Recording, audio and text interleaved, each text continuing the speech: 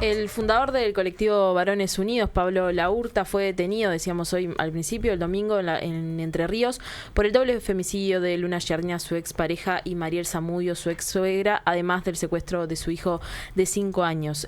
Varones Unidos es uno de los tantos grupos en Uruguay que impulsan la narrativa de que hay un supuesto fenómeno de denuncias falsas por violencia basada en género en Uruguay.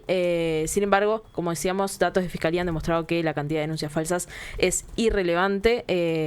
Aún así, Varones Unidos, como otros grupos, como Todo por Nuestros Hijos, fueron clave en el debate parlamentario de la ley de corresponsabilidad en la crianza, que permite que un hombre denunciado por violencia de género pueda tener la tenencia de su hijo. Así que, para profundizar en el discurso de Varones Unidos, su incidencia social y política en Uruguay, es que conversamos con el antropólogo Pablo Camacho, quien investigó al grupo en el marco de su tesis de grado. Pablo, bienvenido, muchas gracias. Muchas gracias por la invitación. Primero que nada, para hablar de tu tesis, porque ahora cobra, siempre tuvo la relevancia, pero ahora cobra mayor relevancia porque, bueno, también capaz que estos discursos estaban un poco escondidos antes, o sea, no sé si escondidos, pero bueno, ahora cobran como eso, más protagonismo. ¿En qué se centra tu tesis? Sí, bueno, en realidad mi tesis ya ahora ha quedado un poco vieja también. Se inició en el 2018. Se realizó en realidad el trabajo de campo entre 2018, 2019 y 2020. Principalmente lo que hice fue, entrevistar y trabajar un poco con el grupo Varones Unidos. Vamos a hablar un poco también con ellos. Es un grupo bastante acotado de personas en realidad en sí. Y bueno, me centré en realidad en uno de sus integrantes, que es la persona que en ese entonces se encargaba de redactar lo que son las notas de difusión pública de su web, exactamente. Igual también me contacté y logré hablar también con Pablo Laurta, y tal, en realidad en sí un poco de su directorio, que son las personas que lo siguen. Solamente me quedó una de las personas sin poder contactar, porque en realidad también era una época bastante complicada. Recordamos que en esa época estábamos en pandemia. Ellos también estaban muy activos porque era cuando se empezó a discutir también la ley trans. En ese momento ellos estaban en contra de esta ley y comenzaron, estaban como bastante activos y con bastante movimiento. Bueno, decíamos que en realidad Varones Unidos no es el único grupo que tiene como estos valores de alguna manera, ¿no? ¿Por qué elegís Varones Unidos entonces para tu investigación? En realidad se inició porque yo cuando arranqué a trabajar y empecé a desplegarme un poco más como antropólogo, fue gracias a mi trabajo en el programa de Cuerpo, Género y Sexualidad de la Facultad de Humanidades. Y principalmente empecé a trabajar con lo que eran masculinidades, ¿no? Trabajar con las nuevas masculinidades, las nuevas concepciones de masculinidades. Hicimos una investigación junto con Fernanda Gandolfi, Susana Rostañol, Mercedes Orzábal, Emilia Calisto y mucha gente más del equipo. Empezamos a hacer esa investigación y fue más sobre masculinidades en general en Uruguay. Y ahí en realidad siempre me interesó como estudiar lo que nosotros llamamos grupos antigénero. Y dije, ¿cómo serían estas masculinidades dentro de un grupo antigénero? Se empezó como a iniciar un poco por ahí la idea. Obviamente que ese tema se excedió una vez que empecé como a trabajar y a abrir el mundo de lo que son los grupos antigéneros dentro del Uruguay, que en realidad todavía en ese entonces, estamos hablando de 2018, por ahí 2019, no estaba tan trabajado el tema dentro de lo que es la antropología uruguaya. Porque tu interés también era, decías al principio que es un grupo de Varones Unidos muy acotado, por lo menos en el momento que lo investigaste. Tu interés era ver, cómo se movían estos grupos. Mi interés era ver cómo se movían, cómo articulaban también con los grupos de fuera, de fronteras, ¿no? Y cómo articulaban con los grupos de dentro, ¿no? En ese entonces tenía más o menos mapeado los grupos que estaban y que existían en ese entonces, que ahora en la actualidad se han multiplicado, pero en ese entonces eran algunos y se podían identificar claramente. Pero también me interesaba el tema de ver cómo articulaban con el afuera, porque sí tenía el dato y sabía que, por ejemplo, ellos habían sido sumamente importantes al momento de traer a Agustín Laje y a Gabriel Márquez en la presentación del libro negro de la nueva izquierda, en el anexo del Parlamento, ¿no? Y ellos sabían que tenían esos contactos Y bueno, eso también permitía como intentar ver y ver cómo ellos articulaban a nivel más regional y más internacional, que en realidad es lo interesante que tiene el fenómeno, ¿no? Que generan esas articulaciones dentro y fuera del contexto local. ¿Y ahí con qué te encontraste? ¿Era más grande de lo que vos te imaginabas esa articulación? Sí, era mucho más grande de lo que me imaginaba, sí. Incluso como ellos llegaban, porque más allá de que fueran 3 personas los que movían ahí un poco movían un poco el grupo en ese entonces, me di cuenta que en realidad tenían un poder de réplica y un poder de llegada a nivel hispanoamericano. Entonces, por ejemplo, su web es una de las webs más visitadas por varones de antigénero o masculinistas, como podemos llamarles también, del mundo. Y en realidad sus publicaciones, si hacemos un rastreo de cómo se comparten y a dónde llegan, en realidad están llegando a toda Latinoamérica. Claro. Y me sorprendió, por ejemplo, en ver la recepción, por ejemplo, que tenían en México, tipo cómo se estaban llegando a México, cómo estaban llegando a España, a lugares que decías, bueno, me superó verdaderamente en pensar en ese entonces de hasta dónde podían llegar. Recién nombraste la web de Varones Unidos. ¿Por qué otros medios ellos tenían esta llegada, en la región? En realidad ellos manejan, tienen su web personal, que salió bastante publicada ahora en todos los medios. También utilizan mucho Twitter. En Twitter tienen varias páginas que se van manteniendo. Tienen una página que es como oficial, que es Varones Unidos 2, ahora creo que es 2, porque se las tiraban cada tanto, se las denunciaban. Y principalmente tienen una página donde utilizan memes y utilizan donde utilizan memes y chistes. Y esa es una de las páginas más replicadas, ¿no? Y un poco... En Facebook tenían creo que se la cerraron ahora, se la bajaron, pero 117.000 seguidores. En Facebook tenían 117.000 seguidores, en Twitter tenían cerca de 21.000. En Instagram no habían llegado tanto, pero también tenían una cantidad de seguidores. Y utilizaban mucho esta idea, ¿no? De que muchas veces utilizaban como su página oficial como para dar un mensaje mucho más serio, y a través de su página de memes y de cosas bajo un lenguaje capaz que más humorístico, pero que también tiene un golpe y una llegada, porque lo que tienen los memes es que golpean y dan un mensaje, sentido también. Generan sentido y dan un mensaje muy, muy rápido. Ahí era donde más tenían seguidores y donde lo utilizaban mucho para mandar este tipo de mensajes de carácter patriarcal, ¿no? O antifeminista.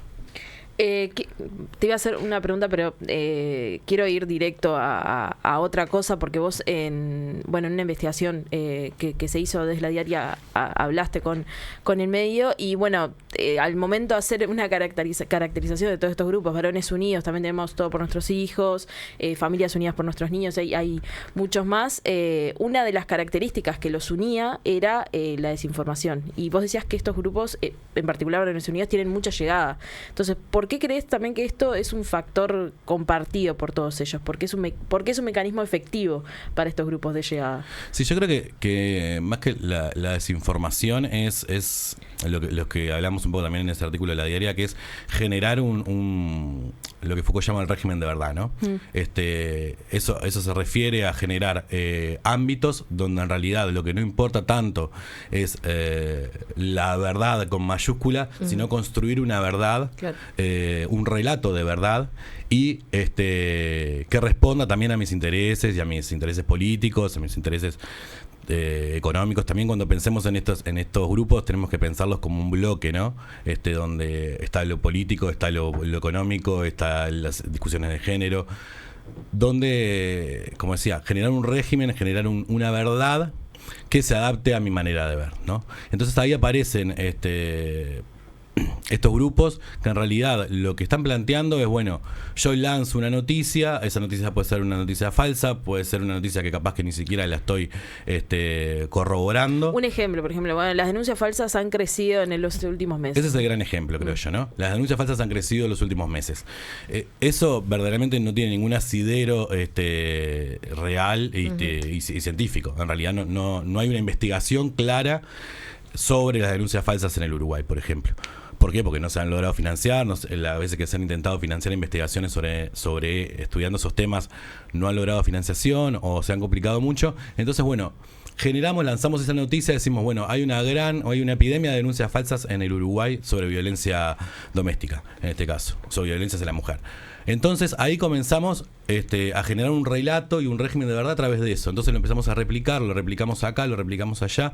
Podemos también una red de contactos, y ahí eso lo utilizan mucho estos grupos, donde capaz que no están aliados, se centran en una mesa a decir, bueno, hagamos esta estrategia, pero sí se replica el mensaje.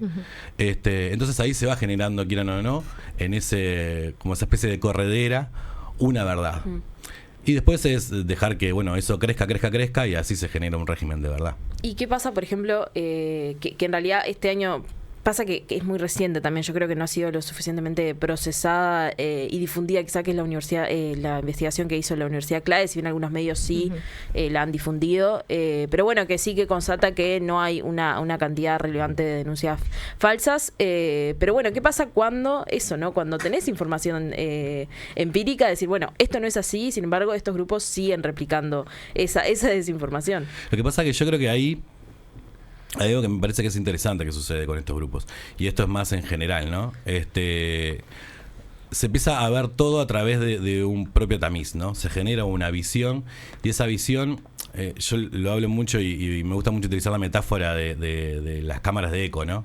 De un lugar donde yo hablo, digo algo, y estos grupos funcionan un poco así. Yo digo algo, y mi compañero de grupo va a decirme lo mismo. Entonces eso genera, quieran o no, un lugar donde la discursividad y los discursos que son contrarios a lo que yo estoy diciendo no van a ingresar.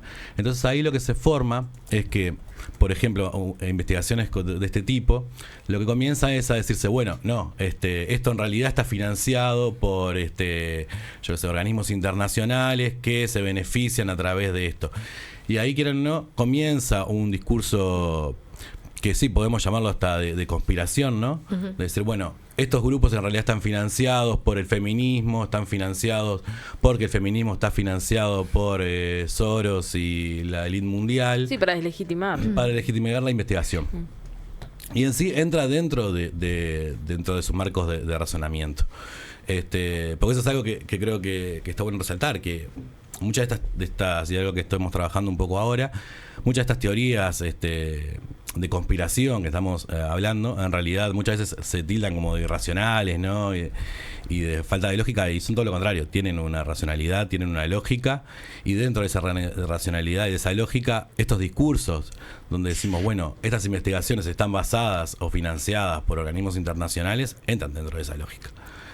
En ese sentido, yo no quería dejar pasar que, bueno, esta idea, este fenómeno que intentan impulsar referido a las denuncias de violencia de género particularmente, y haciendo alusión a, bueno, una generación masiva de denuncias falsas, fue un argumento que tuvo mucho peso en la discusión de la ley de corresponsabilidad por la crianza, en la que en su momento, por ejemplo, quien era el presidente de la República, Luis Lacalle Pou, que fue quien además lo impulsó desde su lugar como presidente, bueno, termina haciendo un apoyo público y explícito, incluso hay fotos con una remera que ha circulado en los últimos días. Entonces ahí quería preguntarte si cuando vos investigaste a Varones Unidos encontraste vínculos también explícitos entre la organización y este tipo de organizaciones y el sistema político. Sí, tienen vínculos incluso que son públicos. Recordemos, bueno, cuando vino Agustín Laje y Gabriel Márquez, había políticos detrás también, principalmente justo Marcela Lacalle Pou del Partido Nacional, que estaban vinculados con su llegada y que abrieron un poco la cancha para que se hiciera donde se hizo, ¿no? Que en realidad recordemos que cuando en 2016, cuando vienen ellos a presentar el libro, no lo iban a hacer en el anexo, sino que lo iban a hacer en el Palacio Legislativo. Y bueno, ahí hubo toda una movida de los movimientos feministas para evitar eso. Bueno, y se terminó pasando hacia el anexo, que igual también es algo público, ¿no? Sí, tienen vínculos con lo que es el poder político. Hay personas sí vinculadas al Partido Nacional. También ellos en entrevistas me han dicho que hay personas vinculadas de otros partidos, donde eso es lo que les permite también generar y llegar a lo que han llegado, como por ejemplo lo que pasó durante el gobierno de la calle Pou, ¿no? Y por ejemplo también hablamos de la ley de corresponsabilidad, pero también hablemos de las reformas que se hicieron durante la calle Pou a la ley de violencia de género, ¿no? Que también, donde tuvieron incidencia, donde Varones Unidos apoyó ese movimiento y esas modificaciones que se hicieron. Bueno, y ahí quería como consultarte también respecto a esta vinculación con los partidos y particularmente con la institucionalidad, cuán metidos están en lo institucional, ¿no? Cuánta incidencia tienen finalmente. Decías la ley 19.580, decías la ley de tenencia compartida. Bueno, en otras discusiones, ¿cuánto han podido ingerir? Yo creo que ahí depende también del grupo que hablemos, ¿no? Hay grupos que tienen mucha más apertura y han ingresado más fácil. Hoy en día tenemos, vamos a hacer la verdad, hoy tenemos partidos que apoyan en realidad eso. Partidos que han apoyado este discurso sobre las denuncias falsas, por ejemplo. Vamos a nombrarlos, tipo La Libertad Avanza, creo que a la actualidad ellos apoyan este discurso de las denuncias falsas. O un partido de mayor relevancia que está en el Senado, que es el Partido Colorado. El Partido Colorado, también el discurso de Salles también se ha ido hacia ese lado. Tenemos políticos activos que en realidad están manteniendo Cabildo Abierto, que están manteniendo y que están apoyando estos discursos, ¿no? Si bien no están haciendo, y ahora obviamente que muchos actores políticos se han empezado como a desmarcar, ¿no? de Varones Unidos, en realidad el mensaje y el discurso de Varones Unidos lo siguen manteniendo y siguen levantando la bandera. Claro, o sea, es eso, ahora capaz se quieren desmarcar por esto, porque bueno, se está vinculado a la Hurta, que bueno, resultó que era en femicida, pero es eso que vos decís, el discurso sigue siendo el mismo. Exacto, el discurso sigue siendo el mismo. Y es el mismo que afecta. Exacto, y creo que corremos el riesgo a veces el otro día lo estaba discutiendo también con algunos compañeras de trabajo, donde decíamos, bueno, yo entiendo y comprendo que genera una cantidad de vamos a decir la verdad, de bronca y de visceralidad lo que hizo Pablo Laurta, el doble asesinato que cometió Pablo Laurta y el secuestro de su hijo. Pero claro, a veces también debemos ir más allá de lo que es Pablo Laurta individualmente, ¿no? Como individuo, y empezar a ver también los factores estructurantes de estructura que han generado que Pablo Laurta tomara esa decisión, y que Pablo Laurta, una persona que nosotros desde el año 2018, 2019 venimos denunciando, y una agrupación que venimos denunciando nosotros desde del año 2019 hasta ahora, el año 2025, logró hacer lo que hizo, ¿no? Y cómo dentro de esos marcos discursivos, más allá de lo que sea Pablo Laurta en sí, hay otras agrupaciones que siguen manteniendo esos discursos de odio, esos discursos de violencia hacia las mujeres, hacia las disidencias, que sigue estando presente y que en realidad no va a depender de que Pablo Laurta esté preso o no esté preso. Bueno, ahí cuando se conoció que Andrés Morosini, quien asesinó a sus dos hijos y después se suicidó, bueno, cuando se conoció la noticia, Laurta escribió en X, lo voy a citar porque vale la pena: si hubiera podido llevarse a sus hijos libremente como todo papá debería, no hubiera terminado como terminó esa trágica historia. A esos chicos y a su papá los mató la judicialización sistemática de las familias, que es para controlarlas, no para proteger, como ves, a nadie. Acá, bueno, ¿a dónde lleva defender tanto ideas como las que reivindican, que te haga defender incluso lo indefendible, que te haga justificar lo indefendible? Exacto, ellos también dijeron, sacaron un tuit más del lado de Varones Unidos diciendo, está en su derecho, ¿no? de hacer eso, ¿no? Sí, incluso que no consideraban que fuera un secuestro a su hijo solo porque es su hijo. No, exactamente, porque él tiene poder sobre su hijo. Sí, metieron el concepto de patria potestad también ahí en esa especie de justificación extraña. Claro, e incluso hasta te diría que hace muy poco, yo ahora estos últimos hoy y ayer no entré a la página de ellos, pero sí tenían notas, incluso no justificando, pero sí como dando a entender de que el caso de Pablo, por ejemplo, él tenía, bueno, su poder sobre su hijo y que en realidad había sido, en realidad como su hijo había sido secuestrado por el feminismo y por la justicia de Córdoba, él estaba en todo su derecho de ir a buscarlo y traerlo hacia Uruguay, ¿no? Se sigue en realidad justificando este hecho todavía. Y que es eso lo peligroso en realidad. ¿Qué es eso lo peligroso? ¿Qué es eso lo peligroso? Porque en sí es un caso que excede más allá de lo de Pablo Laurta, ¿no? Uh-huh. Es un caso que lo excede y que muestra en realidad una realidad que bueno, yo creo que ahora estamos como en esto de lo que comentábamos al principio, ¿no? De, bueno, ahora nos dimos cuenta de que estaba todo esto acá. Y en realidad viene hace muchísimos años y se viene gestando hace muchísimos años. Y cada vez lo que nosotros por lo menos vemos es que cada vez tienen más incidencia política y cada vez están más dentro de los espacios de discusión. Hay algo que mencionaste al principio y que no quiero dejar pasar, hablaste de la masculinidad y justamente el grupo se llama Varones Unidos por una Masculinidad Positiva. O sea, lo incluyen en su nombre como forma de autodefinirse. Incluso, ¿qué tipo de modelo de masculinidad promueve este grupo particularmente y por qué es tan tóxica, ¿no? Esta masculinidad positiva? En realidad esto de masculinidad positiva es un concepto que ellos utilizan como para definir qué es su ser varón, ¿no? Ellos lo que plantean es esta idea de, bueno, el varón,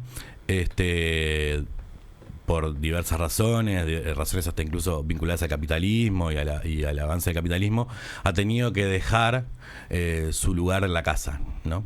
Se tuvo que ir, tuvo que empezar a trabaja muchas horas, Según ellos, esto lo que generó fue que la mujer se adueñara como de ese espacio del hogar y empezara como a liberarse, ¿no? Esta idea de, bueno, se levantan ante los varones, ¿no? Se empiezan a liberar, empiezan a decir, bueno, se empiezan a organizar, empiezan a generar lo que para ellos es el neofeminismo, ¿no? O este feminismo de actual. Entonces lo que plantean es, bueno, este varón debe regresar a su casa, ¿no? Debe estar más presente en su hogar, debe estar más presente con sus hijos. ¿Para qué? Para volver a controlar y tener otra vez el poder del hogar y el poder de, sí, vamos a decirlo así, de someter a su mujer y a sus hijos, ¿no? De volver a tomar el control de ese de su hogar, ¿no? Y eso en realidad es lo que se basa en la masculinidad positiva, en estas ideas de, bueno, el varón debe retomar su espacio de poder que ha perdido por culpa de, yo qué sé, que se fue a trabajar, de que empezó del capitalismo, de varias cosas. Recién, antes de esto decías que bueno, que el caso, la aborta excede, ¿no? El caso en sí mismo, que va más allá. Entonces, o sea, vos como antropólogo y también como obviamente alguien que investigó a este grupo, ¿qué conclusiones se puede sacar, bueno, sobre lo que ha sido estos años de actuación de estos grupos y también de lo que se viene, ¿no? Con estos discursos que bueno, que parece que están cada vez más aceptados, que son discursos de odio en realidad, son discursos antigénero, antifeminismo. Y bueno, es difícil, no quiero caer en lo negativo, ¿no? Pero sí, en realidad lo que vemos y lo que logramos observar es que, bueno, se han multiplicado, y no solamente que se han multiplicado, porque, o sea, una de las funciones también que tienen estos discursos es replicarse, ¿no? Sino que se han comenzado a justificar, ¿no? Y han empezado a tener un poco más de asidero en su justificación, ¿no? Uh-huh. Estos discursos, principalmente cuando recién arrancaron, capaz que se tenían un asidero más religioso y más de esa índole, y ahora, bueno, han cambiado. Hay autores que hablan de un secularismo estratégico, ¿no? De empezar a dejar la religión de lado y a empezar a utilizar más la razón como fundamentación. Pero sí lo que vemos es que en realidad estos grupos están apareciendo cada vez más y cada vez están teniendo más incidencia política, ¿no? Cada vez están más presentes en la discusión política, en la arena política, y no me refiero a lo político partidario, sino más a la política pensada como intercambio, ¿no? Y yo creo que ahí lo que tiene interesante de estos grupos es que vienen también con una idea que creo que también es otra peligrosidad que tienen, que es la idea de lo antipolítico, ¿no? Nosotros, o por lo menos desde donde nosotros vemos y estudiamos las cosas, pensamos en la política más como el conflicto, ¿no? Más de que el conflicto es inherente a nosotros y nos constituye, y la política es eso, es conflicto. Estos grupos vienen en realidad a no tener conflicto. ¿Por qué no vienen a tener conflicto? Porque ellos tienen la verdad. Claro. Entonces vienen a imponer su verdad y a decir, bueno, esta es la verdad, chiquilines. Les interesa, acá está la verdad. Y cualquier elemento que venga a discutir esa verdad tiene que ser perseguido, tiene que ser corrido, tiene que ser eliminado, tiene que ser sacado del área de esta arena política. Entonces es una discusión donde el otro día hablábamos mucho y estábamos en una mesa y Andrea Carriquiri, una persona que trabaja con nosotros, planteaba una idea que era muy, muy interesante, que era, bueno, la política es como un partido de fútbol, ¿no? Donde nosotros tenemos la pelota, nos vamos pasando, cada uno tiene su función, está el golero, está el defensa, y estos grupos en realidad vienen a ser el que viene y dice, bueno, me llevo la pelota. Me llevo la pelota. Y así no se puede, no se puede jugar. Entonces, esa creo que es otra peligrosidad que tienen estos grupos, que es que en realidad son antigénero, pero también son ampliamente antipolíticos y ampliamente antidemocráticos. Bueno, quiero ahí preguntarte también por algo que mencionaste al principio, que tiene que ver con la iglesia, con la vinculación con los movimientos, en este caso no sé si católicos, evangélicos, si en el trasfondo tienen una vinculación con ambos, no sé, ¿qué es lo que te encontraste vos en este vínculo entre este tipo de movimientos y, bueno, la iglesia como institución, más allá de después cuál sea el tipo de religión que pregonan? Sí, no tienen obviamente que un asidero. Hay muchas iglesias, obviamente que hay muchas iglesias que no lo comparten, pero hay muchas iglesias que sí comparten este discurso. Dentro de incluso de Varones Unidos hay personas que han estado principalmente vinculadas a iglesias neopentecostales o evangélicas, pero hay iglesias donde este discurso tiene este asidero. Nosotros, aparte de este trabajo, yo he realizado trabajos también en iglesias neopentecostales, en iglesias católicas, donde este discurso del padre debe regresar del hombre debe regresar a su casa, debe controlar y mantener el control de toda su familia, este hombre más vinculado capaz que a una antigua masculinidad, ¿no? Mucho más de imposición y más de control, donde esos discursos tienen asidero allí, donde en sus prédicas, en sus misas, en sus servicios repiten este mensaje. Una última consulta que te quiero hacer, que tiene que ver de nuevo con la vinculación con el sistema político. Hablabas de Agustín Laje en un momento. Él rápidamente se desmarcó de esta situación, dijo que no tenía ningún tipo de relación con esta persona, a pesar de que el archivo lo desmiente, y sí muestra una clara vinculación con Varones Unidos y con Laurta particularmente. Y Elsa Capillera, exdiputada uruguaya, también se desvinculó, a pesar de que ella había sido quien gestó en el Palacio Legislativo justamente un encuentro en el que se hablaba de denuncias falsas, aunque no directamente. Ella decía que el femicidio no tiene nada que ver con los temas de su vida personal, o sea, que estos encuentros no tenían nada que ver con este doble femicidio. ¿Qué implica este desmarque y qué implica el intentar ponerlo como un hecho aislado, que es básicamente lo que de alguna manera abogó a hacer el sistema político en los últimos días? Yo creo que ahí un poco lo que hablábamos hace un ratito, ¿no? De que verlo como un hecho aislado, y individualizarlo en Pablo Laurta, está bien, sirve para ese desmarque político y esta idea de, bueno, yo no tengo nada que ver en esto. Pero en sí lo que está ocultando es todo el problema estructural que tenemos de fondo, ¿no? Está ocultando este mensaje de odio y lo que puede generar estos tipos de grupos, lo que están generando este tipo de grupos, más de lo que pueden generar. O sea, durante mucho tiempo a los que trabajamos estos temas nos decían, bueno, en realidad nunca van a pasar más allá de las redes, vos son unos loquitos que cuelgan unas cosas y ta. Y en realidad era dar este paso para pasar a la acción, ¿no? Para pasar a la realidad. Sí, no sorprenda a nadie que fuera un femicida. No sorprenda a nadie que fuera un femicida. es crudo, pero es un poco así. ¿Por qué? Porque también pertenece y habita espacios donde esas reacciones están habilitadas, ¿no? Uh-huh. Esos lugares habilitan eso. Y creo que un poco lo que hacen estos actores políticos es ocultar un poco eso, es un poco ocultar y decir, bueno, esto fue un hecho aislado. Y en realidad todo el discurso que tienen estos actores habilitan esos espacios. Habilitan estos espacios de violencia hacia las mujeres, de violencia hacia las disidencias. Habilitan estos espacios para generar este odio. Entonces es como, bueno, yo tiro la piedra y después escondo la mano, uh-huh. ¿no? Es un poco en ese rango donde se están moviendo, me parece ahora. Pablo Camacho, antropólogo, quien investigó al Grupo Varones Unidos para su tesis de grado. Muchas gracias por estos minutos. No, por favor, gracias a usted por la invitación. Ya volvemos con Comunidad Udelar.